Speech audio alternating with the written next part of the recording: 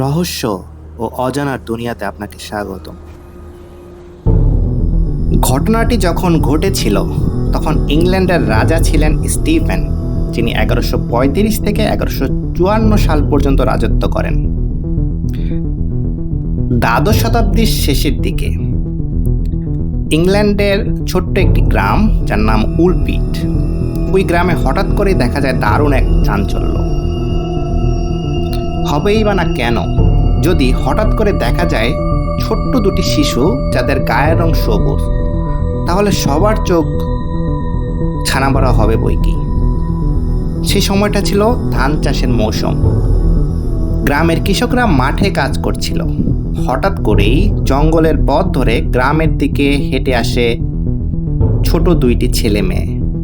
সাধারণত সবাই জানতো ওই জঙ্গলে নেকড়ে ছাড়া আর কিছুই নেই, কিন্তু সেই জঙ্গল থেকে যখন দুটি মানব শিশু বের হয়ে আসে, তখন স্বভাবতই তাদের নিয়ে গ্রামের লোকেদের মধ্যে ব্যাপক উৎসাহ জন্মায়। তাদের সবুজ গায়ের রং, অদ্ভুত পোশাক এবং অপরিচিত ভাষা গ্রামের মানুষকে হতবাক করে দেয়। কথা বলতে গিয়ে তারা এমন এক ভাষায় কথা বলছিল যা গ্রামের কেউ বুঝতে পারছিল না। কে এই শিশু দুইটি? কোথা থেকে এসেছে? কোনো উত্তর খুঁজে পাওয়া যাচ্ছিল না। গ্রামবাসীরা তখন শিশু দুটিকে নিয়ে যায় স্থানীয় জমিদার স্যার রিচার্ড ডি ক্যানের কাছে, কিন্তু সেখানে গিয়েও শিশু দুটি কিছু খেতে অস্বীকৃতি জানায়। দিনের পর দিন না খেয়ে থাকলেও যখন তাদেরকে মটরশুঁটি আর কাঁচা সিম খেতে দেওয়া হয়, তখন তারা বেশ আগ্রহ নিয়ে খাওয়া শুরু করে। ধীরে ধীরে শিশু দুটি গ্রামের সাধারণ মানুষের সাথে মিশতে শুরু করে। আশ্চর্যের বিষয়, তাদের গায়ের সবুজ রঙও আস্তে আস্তে হারিয়ে যেতে থাকে। তবে নতুন এই পরিবেশের সাথে মানিয়ে নিতে পারেনি ছেলেটি। সে ধীরে ধীরে বিষণ্ণ হয়ে পড়ে।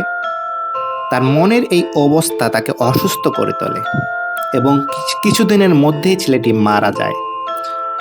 তার মৃত্যুর পরে গ্রামের মানুষের মধ্যে এক শোকের ছায়া নেমে আসে, কিন্তু মেয়েটি বেঁচে থাকে এবং নতুন জীবনের সাথে খাপ খাওয়াতে শুরু করে। সে মেয়েটিকে খ্রিস্ট ধর্মে দীক্ষিত করা হয় এবং গ্রামের একটি পরিবার তার দায়িত্ব নেয় এবং তাকে স্কুলে ভর্তি করিয়ে দেওয়া হয়।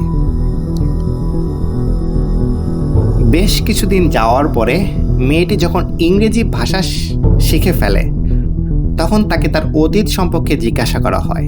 সে জানায় যে তারা ছিল ভাই বোন এবং তাদের বাড়ি ছিল সেন্ট মার্টিন নামে এক অজানা জায়গায়, যেখানে সব মানুষের গায়ের রং ছিল সবুজ। সেই জায়গাটি সবসময় কুয়াশা আচ্ছন্ন থাকত এবং মাঝে মাঝে খুব উজ্জ্বল আলো দেখা যেত, আর সেখানে একটি নদীও ছিল। মেয়েটি আরও জানায় একদিন তারা তাদের বাবার গরু খুঁজতে গিয়ে হারিয়ে গিয়েছিল। তখন তারা একটি গুহার মধ্যে ঢুকে পড়ে, আর সেই গুহার মধ্যে দিয়ে হাঁটতে হাঁটতে তারা এসে পৌঁছায় এই গ্রামে।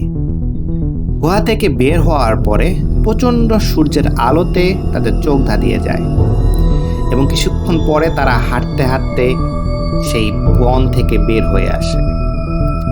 গ্রামের লোকেরা এই গল্প শুনে স্তব্ধ হয়ে যায়। তারা মেয়েটির বর্ণনা অনুযায়ী সেই অজানা গ্রাম খুঁজতে বের হয়, কিন্তু তারা কিছুই খুঁজে পায় না।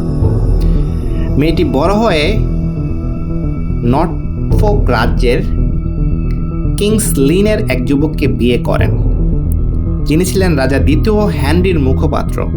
বলা হয় পরবর্তী জীবনে মেয়েটি অগনেস বারে নাম ধারণ করেন।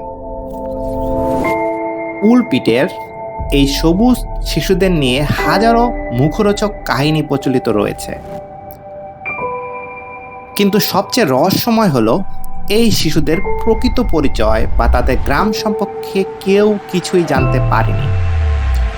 অনেকেই মনে করেন এটি একটি গল্প বা লোকগাথা, কিন্তু অন্যরা বলেন এর পিছনে রয়েছে গভীরতর সত্য। আমাদের কাছে এই ঘটনাটিকে মনে হয় একটি মহাবিশ্ব তত্ত্ব বা মাল্টিভার্স থিওরির অংশ। এই তত্ত্ব অনুসারে অসংখ্য সমতল মহাবিশ্ব বা মাল্টিভার্স রয়েছে, যেখানে বিভিন্ন মহাবিশ্বে বিভিন্ন সময় বিভিন্ন ধরনের ঘটনা ঘটছে। হয়তো এই শিশু দুইটি একটি সমান্তরাল মহাবিশ্ব থেকে এই পৃথিবীতে প্রবেশ করেছিল, যেখানকার সব মানুষের গায়ের রং সবুজ, সেখানকার নিয়ম কানুন, ভাষা সবকিছুই আমাদের এই পৃথিবী থেকে ভিন্ন। এমনকি হয়তো এই ধরনের ঘটনা আরো অনেকবার ঘটেছে যা আমরা জানিই না। সেই সবুজ শিশুদের নিয়ে গল্প আসলে আমাদের চোখের সামনে উন্মোচন করে দেয় এক নতুন দিগন্ত, যা কিনা আমাদের জানা পৃথিবীর বাইরে গিয়েও অন্য এক রহস্যের জগতের কথা বলে। উলপিটের মানুষ সেই সবুজ দুই ভাই বোনকে এখনো ভোলেনি। আজও তাদের স্মরণে সেখানে রয়েছে মূর্তি, যেন তারা একদিন ফিরে আসবে তাদের সেই অজানা গ্রাম থেকে, অন্য কোনো মহাবিশ্ব থেকে।